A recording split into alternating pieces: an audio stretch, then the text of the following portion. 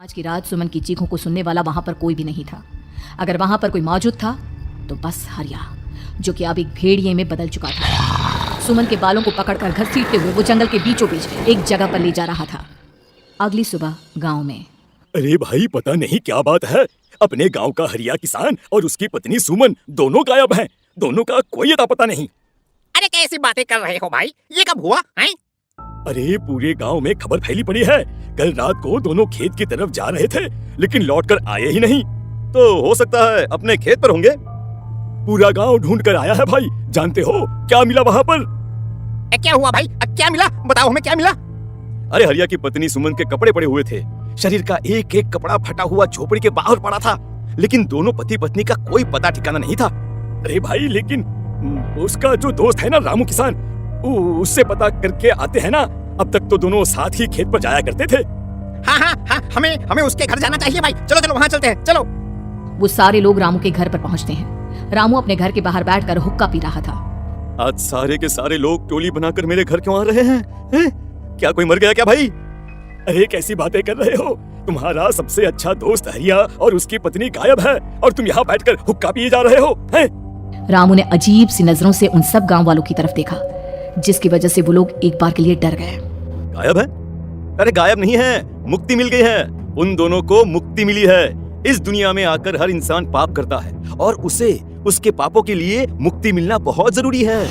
अरे ये कैसी बहकी बहकी बातें कर रहे हो भाई, हैं? और इसका चेहरा अजीब सा क्यों लग रहा है? लगता है दोस्त के मरने का गम बैठ गया है। पागल हो गया है शायद ये पागल। ये बात सुनते ही रामू चीखकर जोर से चिल्लाते हुए कहता है, पागल मैं नहीं हूँ, पागल तुम सब हो। और ये शैतानी जंगल अब तुम में से किसी को नहीं छोड़ने वाला, सबको खा जाएगा। याद रखना मेरी बात। शैतानी जंगल? कैसा शैतानी जंगल? लगता है रामू पागल हो चुका है। हमें यहाँ से चलना चाहिए भाई। चलो। तभी रामू की पत्नी बाहर आती है। नहीं, आप लोग इनकी बात का बुरा मत मानिए। 2 दिन पहले हरिया के साथ खेत पर गए थे। जब से वहाँ से आए हैं तब से ऐसी ही बातें कर रहे हैं।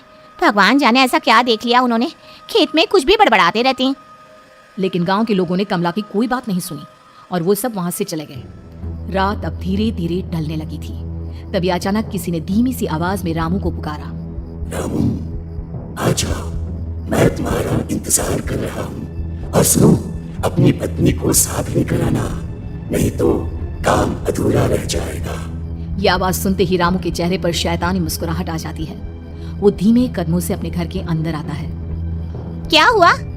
तबीयत ठीक है ना अब आपकी? मैं तुझे अपने साथ खेत पर ले जाने आया, चल। मैं तुम्हारे साथ कहीं नहीं जाने वाली। मुन्ना गहरी नींद में सो रहा है और उसे अकेला छोड़कर मैं तुम्हारे साथ खेत पर नहीं आ सकती। वैसे भी तुम्हारे उन खेतों में भगवान जाने कौन सा राक्षस घूम रहा है, मुझे तो डर लगता है। रामू गुस्से में दांत पीसता अपनी झोपड़ी से बाहर आ जाता है और कमला गहरी नींद में अपने बच्चे के साथ सो जाती है।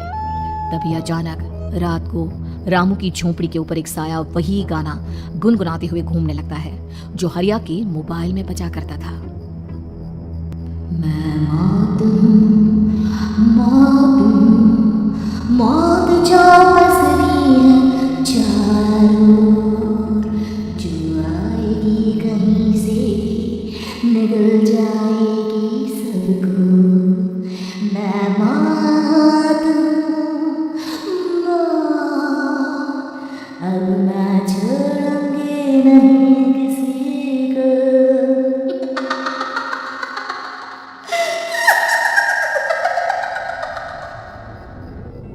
ये आवाज सुनकर रामू की पत्नी कमला की आंख खुलती है और वो देखती है कि उसका मुन्ना अपनी जगह से गायब था। कमला चीखते हुए बाहर दौड़ कर आती है। वहां पर उसने देखा कि रामू ने अपने बच्चे को झोपड़ी के बाहर एक पेड़ से उल्टा लटकाया हुआ था और उसका बच्चा चीख चीख कर रो रहा था। वहीं दूसरी तरफ एक साया बच्चे के ठीक नीचे आग जलाकर उसके चारों तरफ हैवानों की तरफ नाच रहा था। छोड़ दो मेरे बच्चे को। अरे क्या कर रहे हो तुम? शर्म नहीं आती तुम्हें अपने ही बच्चे को इस तरह मौत के हवाले करते हुए? अपना बच्चा? किसने कहा ये मेरा बच्चा है? अरे ये तो उस रामू की औलाद है, इस गांव के किसान रामू की। और मेरी दुश्मनी इस गांव के हर इंसान के साथ है। क्या? कैसी बात कर रहे हो तुम? और ये औरत कौन है? ये मेरे बच्चे को खा जाएगी। तभी अचानक से उस साया ने एक बेहद खतरनाक दिखने वाली औरत का रूप ले लिया और उसकी आंखों से आग निकल रही थी। सही पहचाना तूने, मैं तेरे बच्चे को खा जाऊंगी। अगर तू अपनी हैवान पति रामू के साथ जंगल नहीं आई, मैं तेरे बच्चे को खा जाऊंगी। लेकिन क्यों? आखिर क्या चाहती हो तुम मुझसे? मुझे जंगल क्यों ले जाना चाहती हो? औरत बुरी तरह से ठहाके मार मार कर जोर जोर से हंसने लगी और साथ में रामू भी। ये तो तुझे वहाँ चलने के बाद ही पता चलेगा ना। अगर तू नहीं आई तो थोड़ी देर में तेरा ये बच्चा आग में जलकर मर जाएगा। चल जल्दी। नहीं नहीं, मेरे बच्चे को छोड़ दो। तुम जहाँ कहोगे मैं तुम्हारे साथ चलने के लिए तैयार हूँ।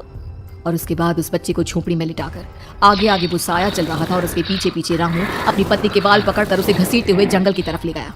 जंगल में जाने के बाद कितनी खूबसूरत हो तुम। आज की रात बस तुम और मैं एक दूसरे के साथ रहेंगे। मुझे तुमसे बहुत डर लग रहा है। तुम्हें क्या हो गया है? तुम तो बिल्कुल ठीक थे। वो होगा जो हमारे बीच होना चाहिए। तो आओ आओ अपने आप को मेरे हवाले कर दो। कमला ने डर की वजह से अपनी दोनों आंखें कसकर बंद कर ली थी। रामू ने बुरी तरह से चीख कर कमला से कहा, आंखें खोलो अपनी और मेरी तरफ देखो। कमला ने जैसे ही अपनी आंखें खोली उसने देखा कि रामू एक खतरनाक खूनी हैवान में बदल चुका था। कौन हो तुम? जाने दो मुझे। क्या चाहते हो मुझसे? वही जो एक आदमी एक औरत से चाहता है। मैं तुम्हारा पति रामू नहीं, बल्कि इस जंगल का एक भेड़िया हूँ, और आज की रात तुम्हारे खून से अपनी प्यास बुझा जाऊंगा। और उसके बाद वो जंगल कमला की दर्दनाक चीखों से गूंज उठा। अगली सुबह कमला के कपड़े भी जंगल में उसी तरह पाए गए जैसे कि सुमन के पाए गए थे। इस घटना के बाद पूरे गांव में दहशत का माहौल था। अपने माँ बाप की मौत और गांव में हो रहे इस तरह की घटनाओं की खबर सुनकर किशन शहर से गांव लौट आया था। अपने माँ बाप की बेदर्द मौत की वजह से वो बहुत परेशान था। तभी अचानक उसे अपने घर में खाट के नीचे पड़ा हुआ वो मोबाइल फोन मिला जो उसने अपने पापा हरिया को गिफ्ट किया था। अरे कितने प्यार से पापा के लिए मोबाइल फोन लेकर आया था। इसे एक दिन भी काम में नहीं ले पाए। और आखिर कौन है जो गांव में इस तरह की हत्याएं कर रहा है? क्या है इन सब के पीछे? क्या है? मुझे पता करना ही होगा, वरना एक दिन पूरा का पूरा गांव खाली हो जाएगा। इस गांव में एक भी जिंदा इंसान नहीं बचेगा। गांव के लोगों की मदद करने के इरादे से किशन अपने गांव से दूर एक दूसरे गांव में बहुत बड़े तांत्रिक के पास मिलने के लिए गया। तांत्रिक बाबा, अब आप ही कुछ उपाय बता सकते हैं। भगवान जाने हमारे गांव को किसकी नजर लग गई है। नजर नहीं लगी है, किसी ने तुम्हारे गांव को बद्दुआ दी है। किसी सताई हुई आत्मा का प्रकोप है और अब वो पूरे गांव में किसी को नहीं छोड़ेगी जब तक उसकी आत्मा को शांति नहीं मिल जाती। अरे लेकिन ऐसा कौन है बाबा? किसकी आत्मा है और कैसे मिलेगी उसे शांति? मौत है, मौत कहीं से भी आएगी और सबको निगल जाएगी। इससे बचने का सिर्फ एक ही उपाय है, लेकिन उस उपाय को करना आसान नहीं होगा। जो भी उस उपाय को करने की कोशिश करेगा उसकी जान जा सकती है। भले ही मेरी जान चली जाए, लेकिन मैं अपने गांव के लोगों की जान बचाने की पूरी कोशिश करूंगा बाबा। तो ठीक है, फिर अगली अमावस की रात जैसा मैं कहता हूँ वैसा ही करना। अमावस की रात तांत्रिक के बताए अनुसार किशन अपने साथ केरोसिन लेकर जंगल की तरफ चल पड़ा। उसके हाथ में देवी के मंदिर का सिंदूर भी था। किशन जंगल के बीचों बीच पहुंचा। ये देखकर उसकी आंखें फटी की फटी रह गई। वहां एक उबलते पानी का तालाब था और कई लोगों की लाश लटक रही थी। किशन की माँ बाप की लाश भी वहीं थी। माँ, बापू, क्या हो गया? ये क्या हो गया? तभी वहां पर एक औरत और आदमी आते हैं। उन्हें देखकर किशन चौंक जाता है। गोपाल काका, आपकी तो 5 साल पहले मौत हो गई थी। और निर्मला काकी, आप? मौत तो हो गई थी, लेकिन तुम ये नहीं जानते कि हमारी मौत कैसे हुई थी। क्या कहना चाहते हैं आप? कुछ नहीं, बस ये जान लो कि अब इस गांव में कोई जिंदा नहीं बचेगा। लेकिन क्यों काकी? क्योंकि 5 साल पहले इन गांव वालों ने मुझे डायन बताकर पत्थर मार मार के मार डाला। मेरी कोई गलती नहीं थी। गांव का एक बच्चा क्या लापता हुआ, सारा इल्जाम मेरी पत्नी पे डाल दिया। और जब मैंने निर्मला की जान बचाने की कोशिश की तो मुझे भी मार डाला। आपके साथ ये बहुत गलत हुआ काकी, लेकिन आप जो कर रहे हैं वो भी सही नहीं है ना?